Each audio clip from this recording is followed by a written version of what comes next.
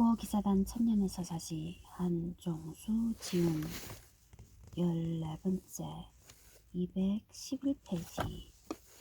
기독교 세계와 이슬람 세계의 경계선에서 천년간 싸워온 기사들의 이야기. 자유문고.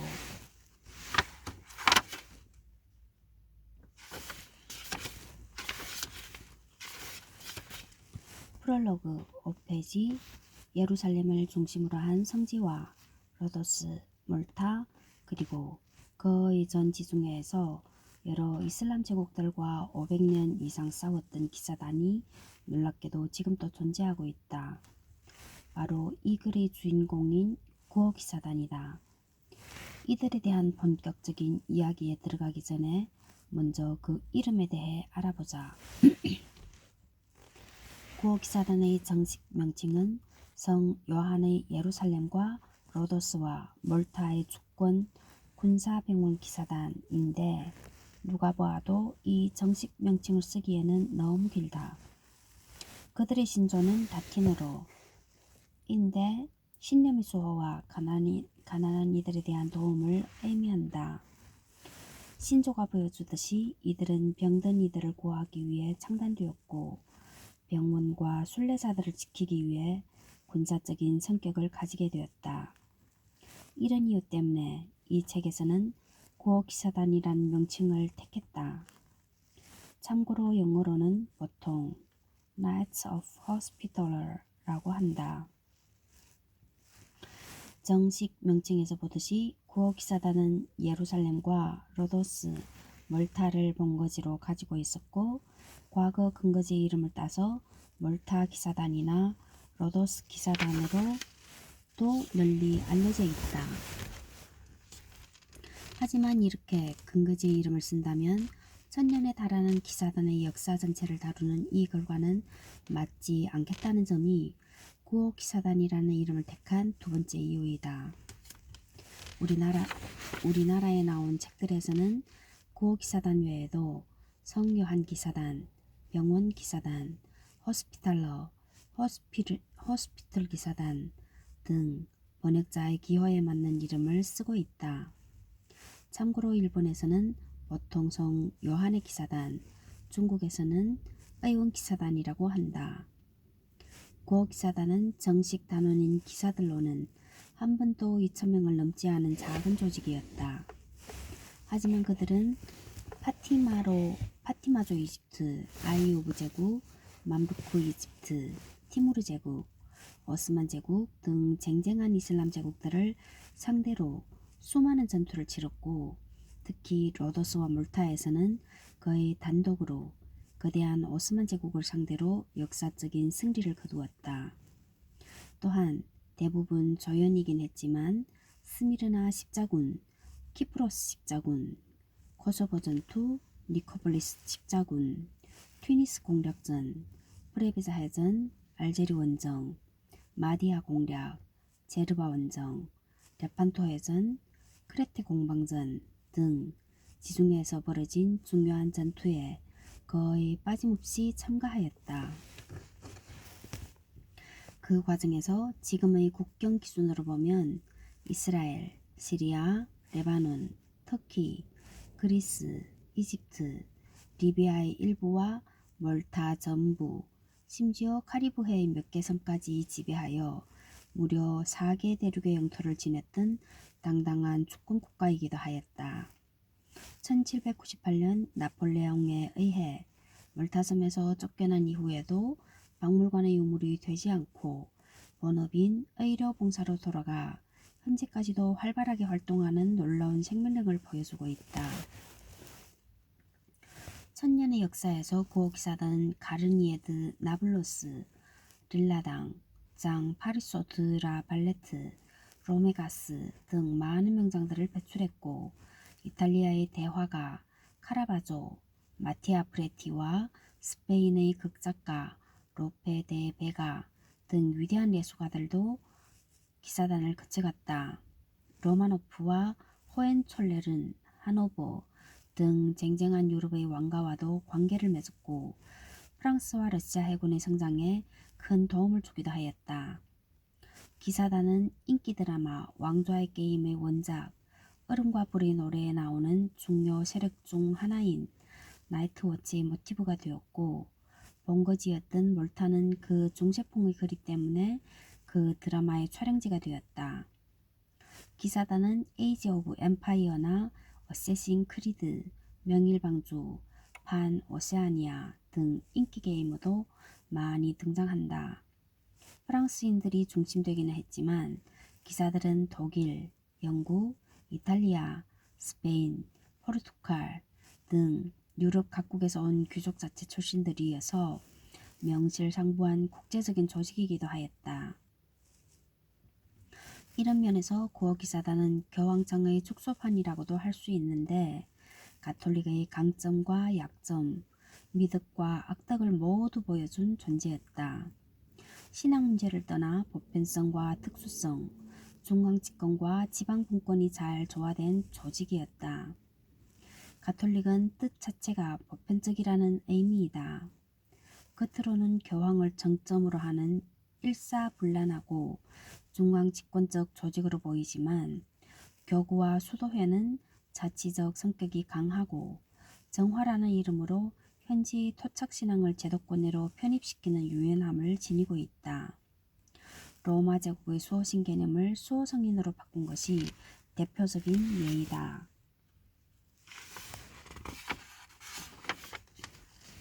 이런 면모 덕분인지 가톨릭은 현존하고 있는 조직 중 가장 오래된 존재가 되었다. 경영학의 태도인 피터 드루커도 가톨릭 조직의 우수성에 대해 높이 평가한 바 있을 정도다. 나라나 조직을 처음 만드는 이들은 누구나 영속을 바라지만 100년 가는 조직도 무척 드물다. 천년 역사를 자랑하는 기사단이니만큼 이런 조직관리 관점에서 바라보아도 나름의 재미를 느낄 수 있을 것이다. 1000년이 넘는 장구한 세월 동안 그리스도교와 이슬람 두 세계가 죽기 살기로 싸워온 사실은 잘 알려져 있고, 이를 다룬 책도 많이 나왔지만 구어기사단만큼 일관되게 최전방에서 싸운 조직은 없다. 따라서 부족하긴 하지만 이 책을 읽으면 지금까지 이어지고 있는 두 세계의 천년전쟁을 상당 부분 알 수 있을 것이라고 자부한다. 물론 구어기사단은 십자군과 종세가 남긴 마지막 유물이라고 할 정도로 시대착오적인 조직이었으면 틀림없다. 그럼에도 성지를 떠난 후에는 말에서 내려 배를 탔고, 이슬람 교도를 상대로 한 해적질과 해전에서도 인류의 모습을 보였다. 새로운 축성법이나 장비의 도입에는 언제나 열심이어서 여러 차례에 걸친 수성전을 훌륭하게 치러냈으며, 당시 세계 최대의 그함이었던 산타아나호를 건조하여 운영한 선진적인 면모도 과시하였다. 어느 면으로 보아도 구어기사단이 흥미로운 역사를 가진 조직임에 틀림없는데, 안타깝게도 우리나라에서는 시오노 나나미의 반소설인 로도스섬 공방전을 제외하면 구어기사단의 역사를 다룬 전문적인 책은 없는 실정이다. 그조차도 한 시대만 다루고 있을 뿐이다. 댄 브라운의 다빈치 코드의 영향력 때문인지 오히려 200년 만에 없어진 성전기사단에 대한 책이 더 많이 나왔다. 부족하지만 구어기사단의 1000년 역사에 감히 도전하고자 하니 강호재연의 많은 응원과 충고를 기원하는 바이다. PS. 십자군 시대가 1 내지 3장을 차지하고 있는데 필자조차도 가끔 헷갈릴 만큼 다양한 세력이 참가한 시대였습니다. 즉, 구어기사단은 그 시대에는 십자군 중 n분의 1에 불과했다는 것이지요. 물론 그 세력들을 전부 설명하는 것이 불가능하지는 않지만, 그렇게 하면 구어기사단의 역사라는 이 책의 주제를 흔들게 되어 최소한의 설명만 하고 넘어가는 쪽을 선택하지 않을 수 없었습니다. 십자군 전쟁에 대해서 더 알고 싶은 독자들께서는 참고서적 중 마음에 드는 책을 읽어보시라고 할 수밖에 없습니다. 이 부분에 대해서는 양해를 먼저 구하고 시작하고자 합니다.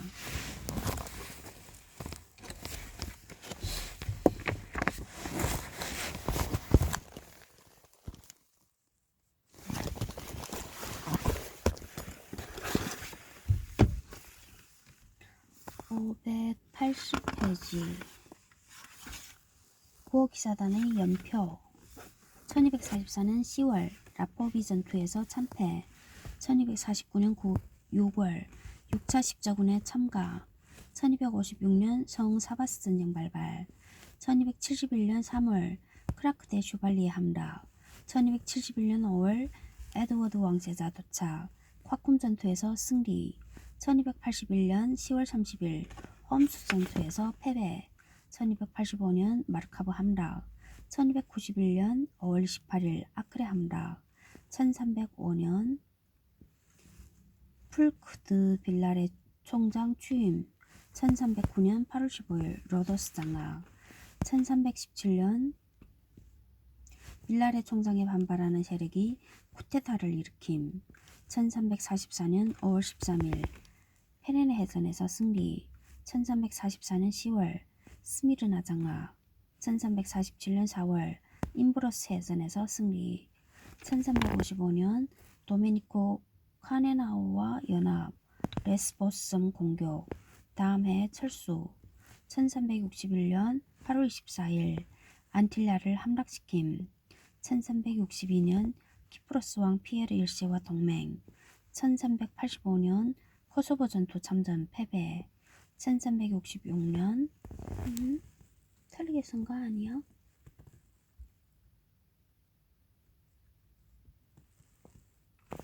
그럴 것 같은데 모르겠다.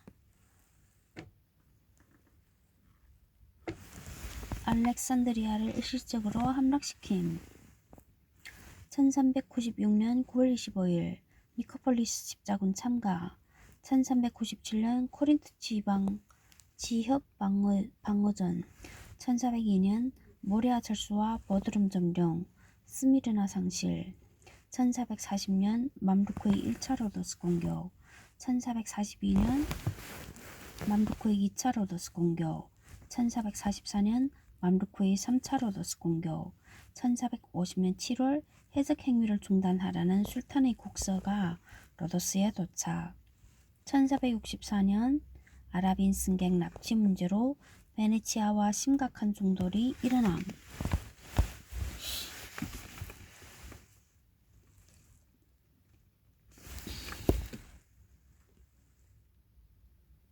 연도수가 이게 연도수가 틀렸나 아니면 아래 위를 거꾸로 했나? 모르겠다.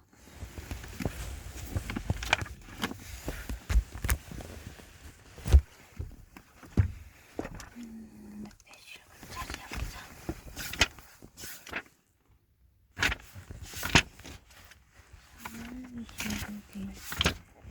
여기 어디야? 그 다음에 여기다 211페이지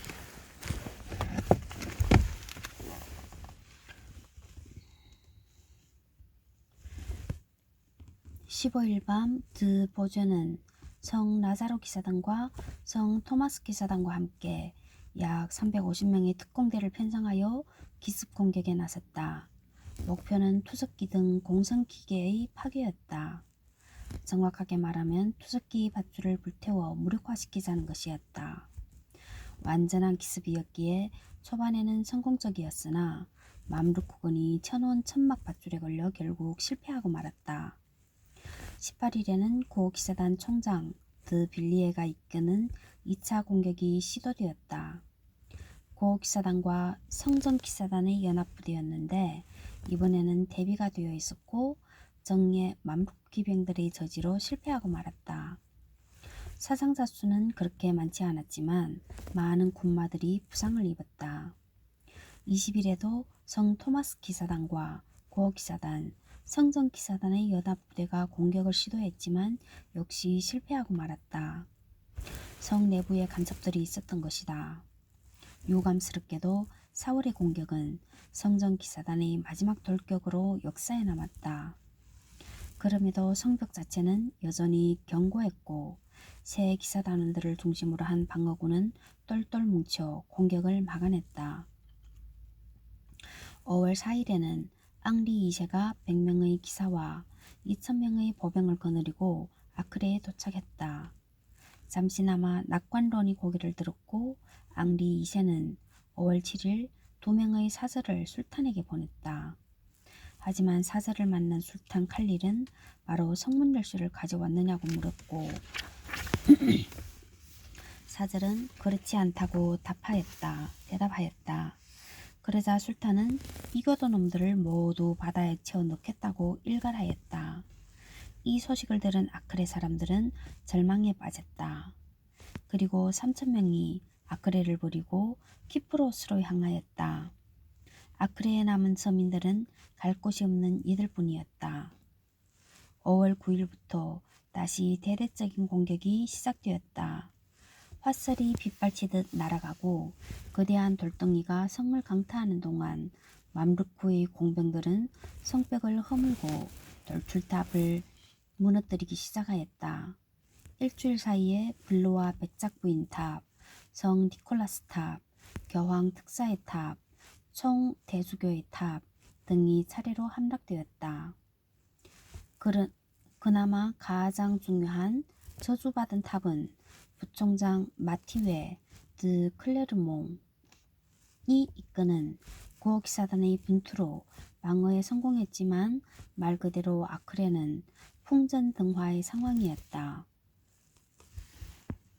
술탄 칼릴도 공성전이 한 달 반 가까이 계속되자 초조해졌고 17일 밤 에미르와 장군들을 불러 다음날 총공격을 명하였다.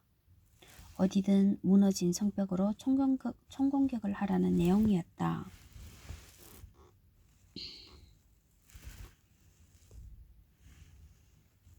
마침 18일은 무슬림들에게는 성스러운 날인 금요일이었다. 큰 방패를 든 병사들이 앞장서고 그리스의 불을 담은 작은 단지를 던지는 병사들이 그 뒤를 따르고 두창병과 공병이 또 그 뒤를 따랐다. 300명의 낙타를 탄 고수들이 북을 치며 독전하였다. 그들은 저주받은 탑 옆을 돌파하고 안으로 들어오기 시작하였다. 드 빌리에와 드 클레르몽 그리고 드 보조가 선두에 서서 이슬람의 파도를 정면에서 막아내며 눈부신 용맹을 보여주었지만 좀 과부적이었다. 드 빌리에는 두 어깨에 창을 찔리는 중상을 입었지만 다행히 기사들의 도움을 받아 베네치아 배에 탈 수 있었다. 그럼에도 클레르몽은 보조와 함께 말 그대로 어깨를 나란히 하고 싸웠다. 격렬한 전투 도중에 보조는 치명상을 입었고 클레르몽의 품에 안긴 채 죽음을 맞았다. 당연하지만 이렇게 된 이상 배로 도망치는 길밖에는 없었고 클레르몽은 부총장으로서 남은 기사들을 데리고 후퇴해야 하였다. 그러나 보죄 총장의 죽음에 충격을 받은 그는 그렇게 하지 않고 적군 속에 뛰어들어 최후까지 싸우다가 산화하는 길을 택하고 말았다.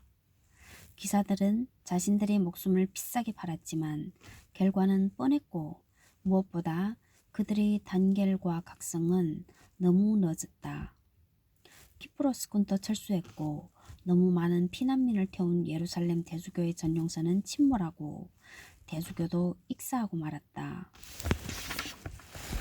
212페이지 그림 아크레 함락을 묘사한 19세기의 그림 고호기사단만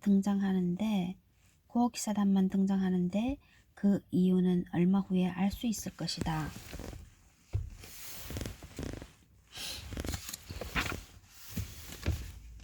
날이 저물 무렵에 도시의 대부분은 맘루크군이 장악하였고 3대 기사단의 본부만 남았다. 살아남은 기사단원들과 피난 가지 못한 베네치아와 피사의 남자들, 유럽의 세속 기사들이 모여들었지만 자매 기사단인 성 라자로 기사단원은 하나도 없었다. 모두 전사했던 것이다. 하지만 지도에서 보듯이 맨 구석에 있고 벼랑 위에 지어진 요새 같은 성전 기사단의 본부는 그렇다 치더라도 고호 기사단과 독일 기사단의 본부는 장기 농성전이 불가능한 공간이었다.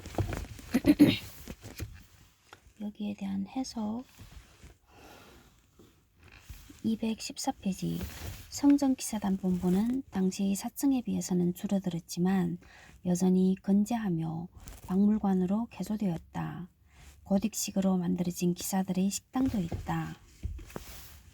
18일 밤 시리아 출신의 한 장군이 고기사단 본부를 찾아왔다. 그는 20년 전 슈발리에 공방전 당시 중상을 입고 포로가 된 적이 있었는데 기사단의 치료를 받고 포로 교환을 통해 무사히 귀환한 전력이 있는 인물이었다. 그는 술탄에게 은사를 청하라고 권유하였다. 일단 항복하고 술탄이 풀어주는 방식인데 형식은 은사이고 실질적으로는 명예로운 철수였던 셈이다. 고 기사는 독일 기사단에도 이를 전달하여 승낙을 받았지만 고립되어 있는 성전기사단 본부에는 전하지 못했다. 칼립은 입고 있는 옷만 걸치고 나가면 좋다란 조건으로 받아들였고 이틀이 지난 20일 그들은 아직도 기다려준 베네치아의 피사의 배를 타고 키프로스로 철수하였다. 몇몇 배 주인들은 엄청난 배삭을 받았다고 한다. 하지만 성전기사단의 본부는 조금 달랐다. 성전기사단의 본부는 마치 1400여 년 전 카르타고의 비르사 언덕에서 최후까지 항전했던 카르타고인들과 비슷한 처지였다. 카르타고인들과는 달리 방어군 쪽에 제해권이 있어서 바다 쪽은 마음대로 움직일 수 있었다는 점이 다르다면 달랐다. 그들은 일주일을 더 버텨냈다. 초조해진 술탄은 마침내 성전기사단 본부를 장악하기 위한 전투를 중단하고 기사들과 피난민들에게 그곳을 포기하면 살아서 아크레를 떠날 수 있게 해주겠다고 제안하였다. 그들은 이 제안을 승낙했으나 맘루크 병사들은 안에 들어서자마자 부녀자와 소년들을 붙잡기 시작하였다. 분노한 성전기사단원들은 그들을 격퇴하고 다시 거점을 확보하였다. 그러자 맘루크군은 건물을 부수기 시작하였다. 먼저 외벽을 무너뜨린 그들은 안으로 몰려들어와 재물을 빼앗고 피난민들을 포로로 잡으려 하였다. 그러나 이 작업을 너무 충실히 한 탓에 건물이 완전히 무너졌고 공격자와 수비자 모두가 깔려 죽는 참극이 일어났다. 5월 28일에 일어난 일이었다. 성직자들은 모두 죽음을 당했고 살아난 이들은 모두 노예 신세가 되었는데 수녀들은 안타깝게도 맘루크 귀족들의 첩이 되었다고 한다. 아크레 출신 노예의 대량 공급으로 다마스쿠스의 노예시장에서 여자 노예의 가격이 은화 한 잎에 불과할 정도로 폭락했을 정도였다. 그리고 아크레는 술탄 칼릴의 명령으로 철저하게 파괴되었다. 아크레 방어전 과정에서 우트르메르는 마지막으로 남아있던 정규군을 대부분 잃어 인적 자원 자체가 고갈되고 말았다. 따라서 살라딘의 공격도 버텨냈던 티레가 싸우지도 않고 항복했으며 7월 중순에는 시도니 그리고 7월 31일에는 베이루트가 항복하였다. 마지막으로 남아있던 성전기사단의 성체인 사토 펠르렌과 토르토사도 8월에 항복하였다. 이렇게 되면서 십자군에게 남은 땅은 키프로스 섬뿐이었다. 하지만 기사들은 이슬람과의 싸움과 성지 회복의 꿈을 포기하지 않았다.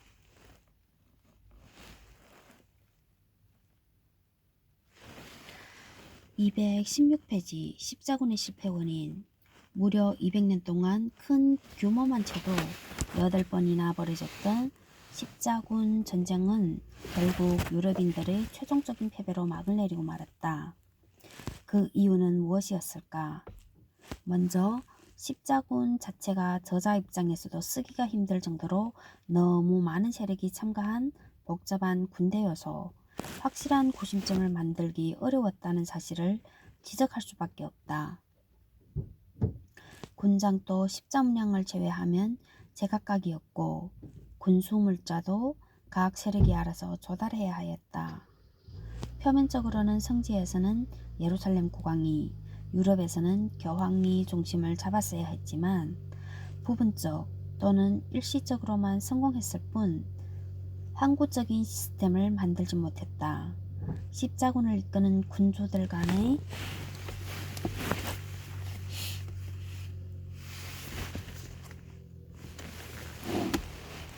불화도 상황을 악화시켰다. 물론 두 기사단을 비롯한 유럽 상인 집단들도 눈앞의 작은 이익에 눈이 멀어 힘을 모으지 못한 경우가 허다했다. 물론 리처드 사자신문 같은 훌륭한 리더가 있는 경우에는 예외였지만 어디까지나 예외에 불과하였다. 그리고 여러 번 언급했지만 뜨내기 십자군의 성급한 행동도 하틴 전투 직후를 제외하면 대부분 악영향을 미쳤고 결국 멸망의 직접적인 원인을 제공하였다.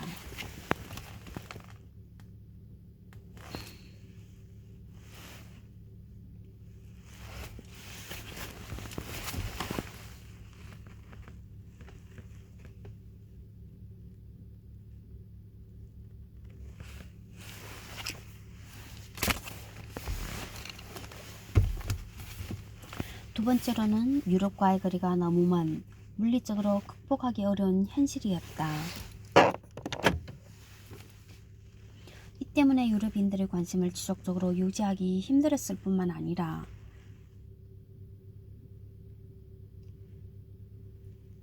이탈리아 해양도시 국가들에게 의지할 수밖에 없었던 이유도 근본적으로 여기에 있었다.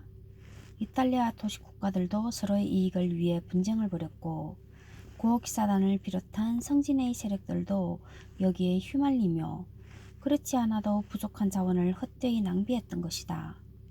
헤아릴 수 없을 정도로 찾았던 내전의 원인도 상당 부분은 여기에 있었다. 세 번째로는 역사에서 늘 일어나는 일이지만 불운 때문이었다. 예루살렘 왕국 사상 최고의 명군이 될 자질이 있었던 보드행 4세가 나병에 걸려 요절한 것과 3차 십자군을 승리로 이끌 확률이 높았던 프리드리 바르바로사의 어이없는 익사가 대표적인 예로 들 수 있다. 라이벌들의 시의적절한 죽음 덕분에 이슬람 세계를 통일하는 데 성공한 살라딘의 행운이 십자군에게는 큰 불운이었음은 분명하다. 물론 이슬람 쪽에서는 1차 십자군의 성공이 행운 덕분이었는데 이런 불운 때문에 십자군이 실패했다고 볼 수 있는가 하면서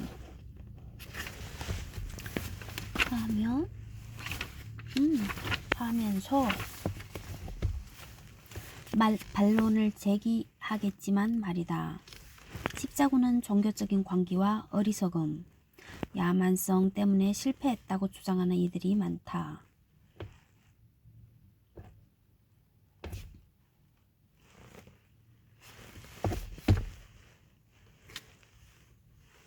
틀린 견해라고 할 수는 없지만 다른 각도로 볼 필요가 있다. 19 내지 20세기 유럽이 1, 2차 산업혁명을 통해 압도적인 힘을 가졌음에도 중동을 기껏해야 100년 정도밖에 식민지로 삼지 못했다는 사실을 상기해보면 우트르메르가 200년간 유지된 것은 대단한 일이 아닐 수 없다.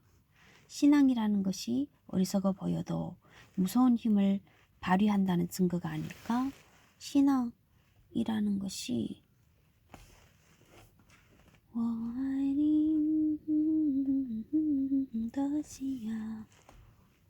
신앙이라는 것이 어리석어 보여도 무서운 힘을 발휘한다는 증거가 아닐까?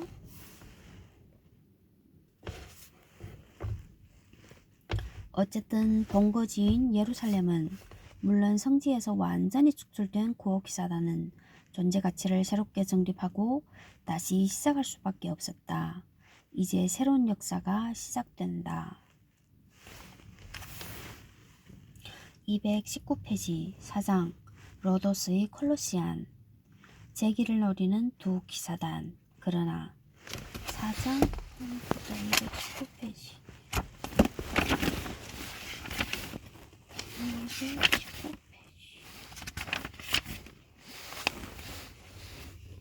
4장 로더스의 콜로시안 219 제 길을 노리는 두 기사단 그러나 219 다른 길을 가는 두 기사단 222 성전 기사단의 멸망과 고혹 기사단의 반사이익 227 로더스 시대가 시작되다 230 스미르나 십자군 238 키프로스 십자군 242 로더스의 여세화 248 에레디아 총장의 시대 251 니코폴리스 십자군 256 모리아 방어전 그리고 동쪽에서 부는 태풍 260 기사단의 평화로운 14세기 263 계속되는 이슬람 세력의 공격 268 바르나 십자군의 패배와 불안한 평화 273 메메드 2세의 등장과 격변하는 시대 275 대전 전야 양쪽의 전쟁 준비 280 피콜로스탑 이탈리아 성벽 방어전 284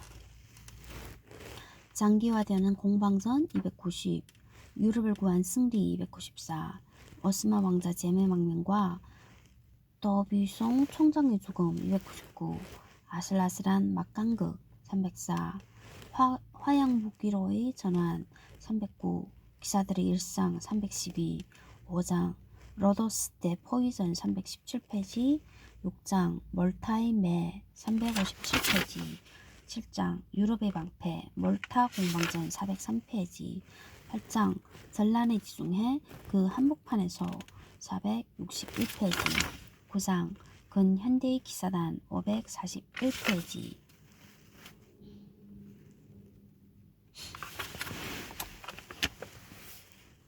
4장 로더스의 콜로시안 제 길을 노리는 두 기사단 그러나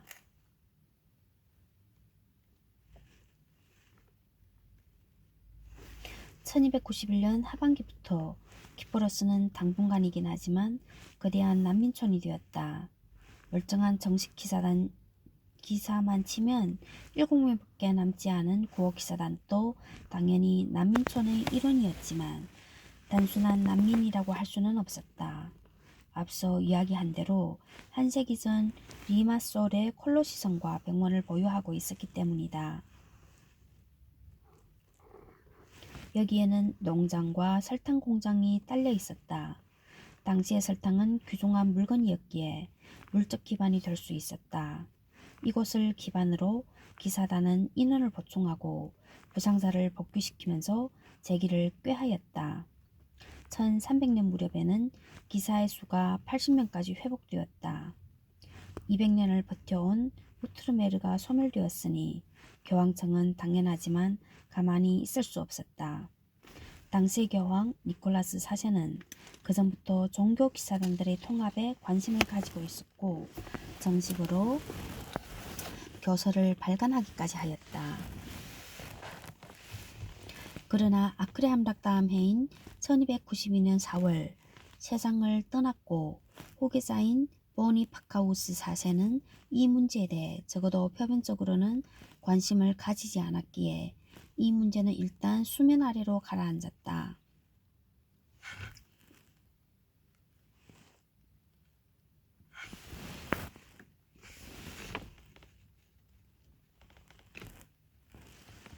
다만 일부에서는 새 기사단은 물론 유럽의 소규모 기사단을 모두 통합하여 유럽 차원의 국제 기동 타격군으로 변신시키자는 의견도 내놓았다.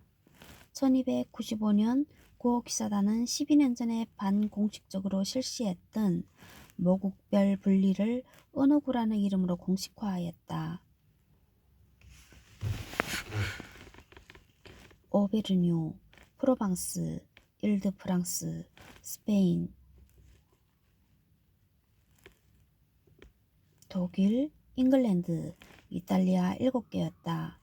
북유럽과 보헤미아 출신 기사들은 독일 언어구에, 아일랜드와 스코틀랜드 기사들은 잉글랜드에 포함되었다.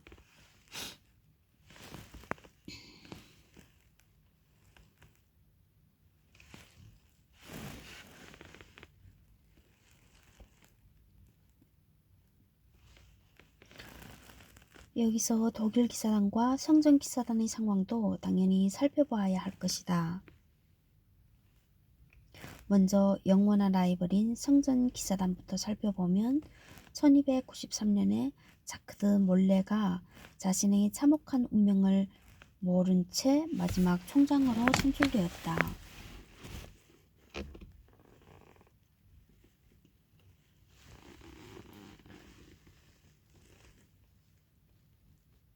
(1294년) 그는 전 유럽을 돌면서 지원을 요청했고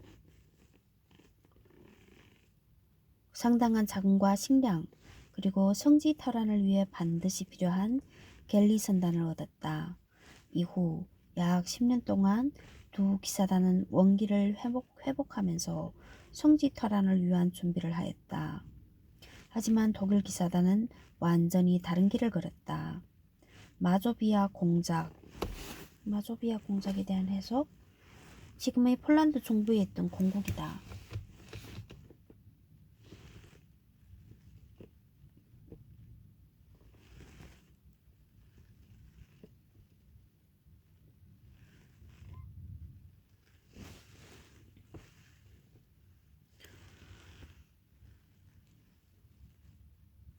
마조비아 공작의 콜라드 일세로부터 프로이센 등 발트해 연안의 이교 민족들을 정복해달라는 요청을 받고 그 지역으로 떠나 그곳을 정복하고 독일 기사단국을 세우면서 자연스럽게 성지를 떠났다. 성 토마스 기사단도 영국으로 돌아갔고 성 라자로 기사단은 점점 비군사화되더니 1342년에는 아예 간호 수도회로 전환하였다. 십자군에게는 다행스럽게도 시아파와 이슬람의 이단이라고 할 수 있는 드루스파가 맘루크에 대한 봉기를 일으켰고 이 봉기는 무려 1308년까지 이어졌다. 이 기회를 놓칠 수 없었던 키프로스의 십자군들은 몽골군과의 연합도 적극적으로 추진하였다. 그리스도 탄생 1300년이 되는 해 교황청은 성년을 선포하였고 이를 기념하기 위해 성전 기사단을 중심으로 하여 고기사단과 키프로스군은 합동으로 알렉산드리아와 로제타, 토르토샤 등에 대해 시험적인 공격을 가했다. 어느 정도 자신감을 회복한 십자군은 반격을 위한 거점으로 토르토사에서 3km 정도 떨어져 있는 루아드 섬을 선택하였다. 그 섬에는 소규모의 수비대가 남아 있었다. 하지만 이 섬은 식수조차 부족해 배로 실어 와야만 해서 전략적 거점으로 삼기에는 어려웠지만 십자군 입장에서는 다른 대안이 없었던 것이다. 11월에 약 600명의 기사가 상륙하였고 그들은 토르토사를 공격하면서 몽골군의 공세를 기다렸지만 그들이 오기도 전에 맘루크군의 거센 반격으로 키프로스로 돌아가야 했다. 몽골군은 다음 해 2월이 되어서야 도착하였다.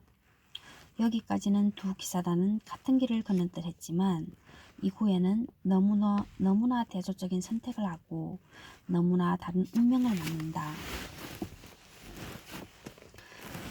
222페이지